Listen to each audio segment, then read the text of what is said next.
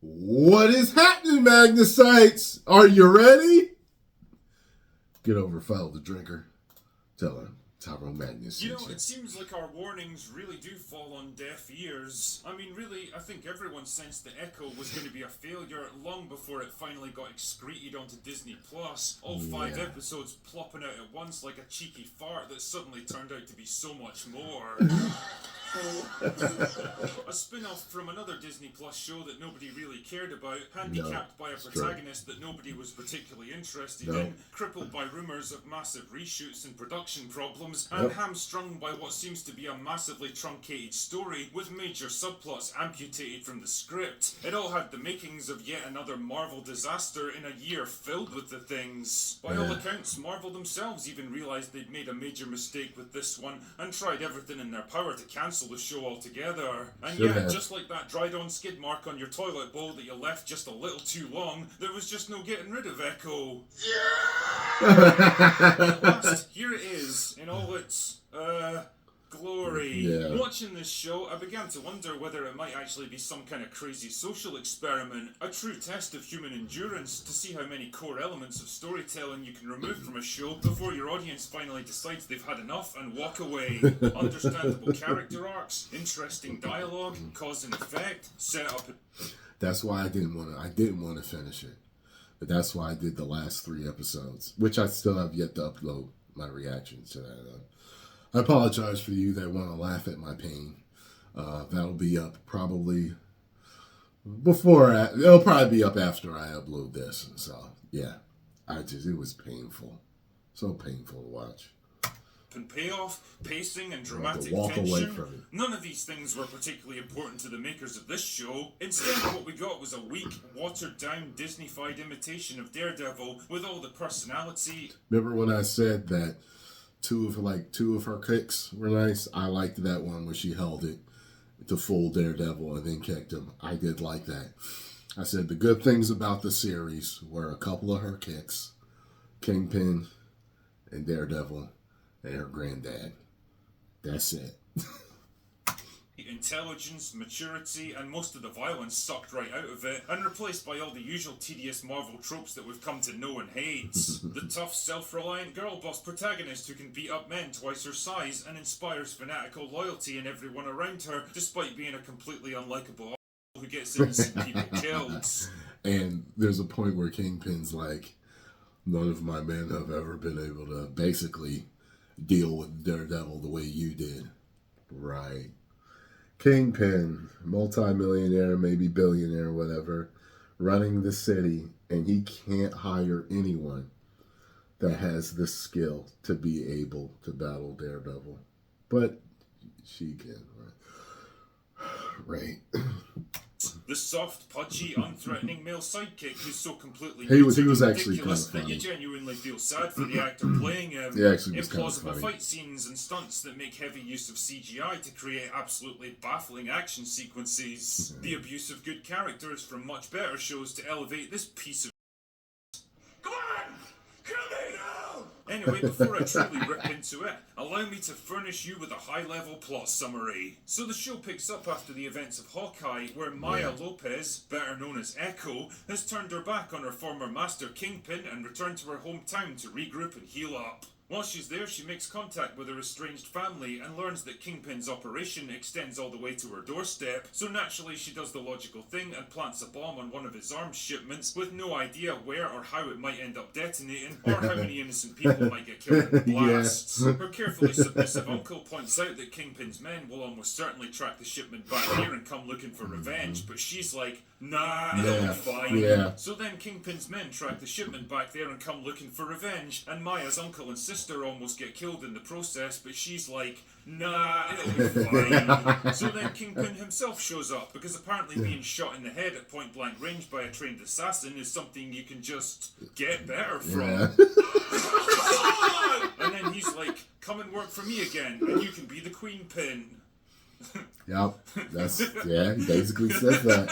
Yeah, but she's like, nah, it'll be fine. And it never crosses her mind that Kingpin might react badly to her rejection. So then Kingpin reacts badly to her rejection by taking her family hostage at a local powwow. Yeah, there's a certain point where he starts to behave more like a a vengeful boyfriend that she won't get back with, other than her uncle that can't get love from her anymore. It's a little strange how stalkerish she becomes.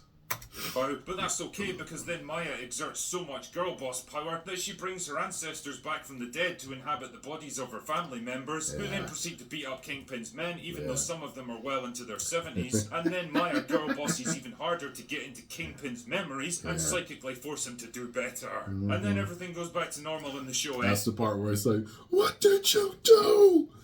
He wants to know what she did to him.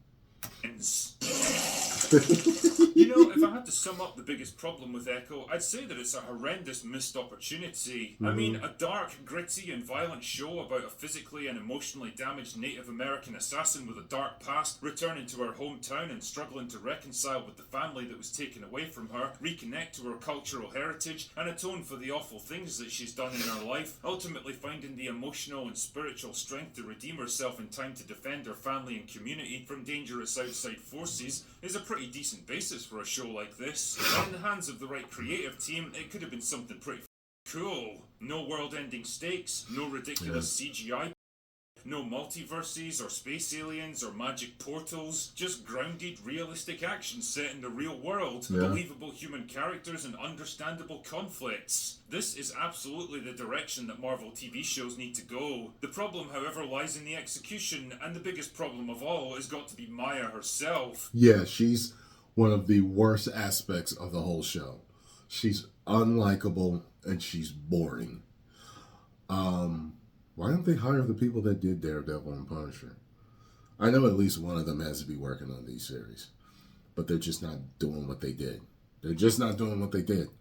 Because Daredevil was good, Punisher was good. Luke Cage was all right for me.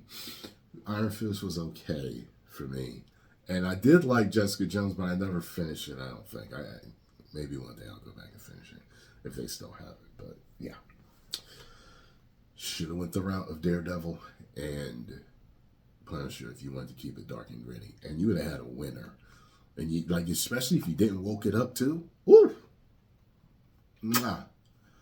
However, we know what you did, Disney.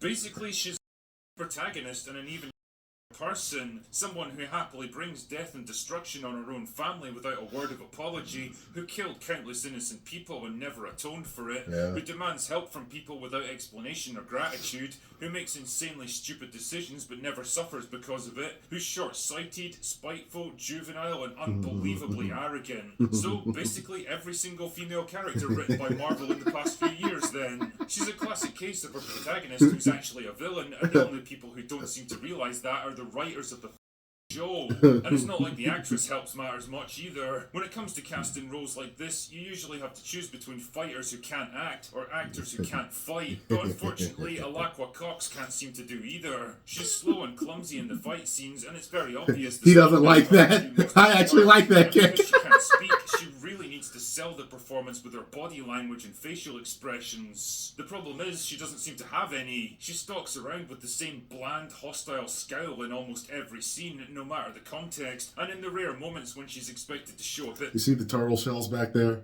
I was hoping that there was like a fourth shell somewhere, because from what I understand, the Teenage Mutant Ninja Turtles is kind of like a offshoot, a love letter of sorts in a way to Daredevil, in that they hint at that Turtles actually, the same stuff that's sprayed in Daredevil's eyes made the Turtles into what they are. I was hoping that meant that, but I was like, there's only 3. So I guess there's no Easter egg there. Bit more range, there's just nothing there. No. On the subject of the language though, it's actually pretty cool and unique that they make such heavy use of sign language, and if I'm not mistaken, I think every single scene has a sign language interpreter of some kind, so in theory at least, deaf people could watch this show without subtitles. The problem is that there's no consistent delivery method for it. Some of the actors use purely sign language to communicate, which works fine, but others talk along with it. But because they have to slow down for their hand gestures to keep up with what they're saying, their dialogue comes comes across as weirdly jittery and stilted, and it usually clashes horribly with the tone of the scene. Yeah, I've seen people do that in real life. It's like they have to slow down. They actually do speak as they're signing, and it's slow. Yeah. Honestly, if you wanted to get really experimental and commit to the idea, you could have shot the entire thing in complete silence to give us Maya's perspective on the world, but whatever. No. Now, nothing makes me sadder than an agent lost his bladder in the airplane. Wait, what? Nothing makes me sadder than seeing good characters and talented actors sacrificed in order to elevate production that's absolutely beneath them, but that's exactly what happens with Kingpin in this show. In Daredevil, he was an absolute force of nature, a physical powerhouse, a ferocious intellect, and a ruthless crime lord, driven by a deep sense of conviction and a single-minded determination to achieve his goals no matter what. And he was played to perfection by a brilliantly dedicated Vincent D'Onofrio. But you know what really bothered me? When he strangled that dude to death. That black dude, that writer or whatever, the journalist, that really bothered me. I was like, oh, that was sick. Something about that was really gruesome and dark. Yeah, I didn't need when he took the dude's head off at the car door neither. I know a lot of you love that type of stuff. I never need gore or blood. I never needed to have a great, show. However, it did come off as dark and gritty.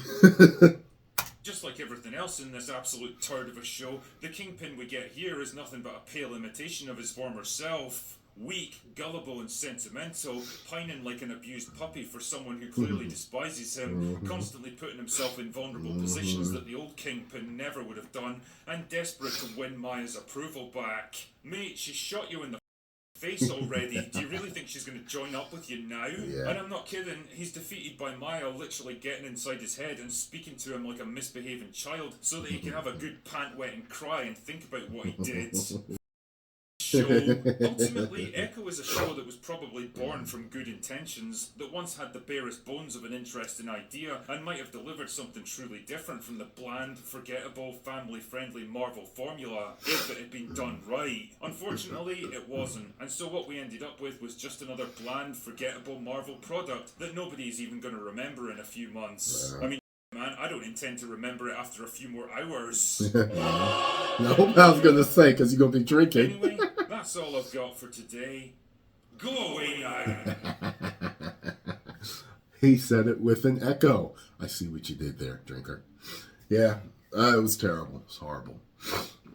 Actually, I had people in my comments, "You're just a hater." Banned! Man, but, it is what it is. Can't please everybody. As you can see, Marvel definitely can't please mostly everybody. I don't know who they're pleasing. They're pleasing the mentally ill on Twitter. That's who they are pleasing right now. But anyway, it is what it is. Post comments down below. Let me know what you all thought. If you enjoyed my reaction and thoughts to this, make sure you hit the like button, subscribe, and share. 10 million subscribers.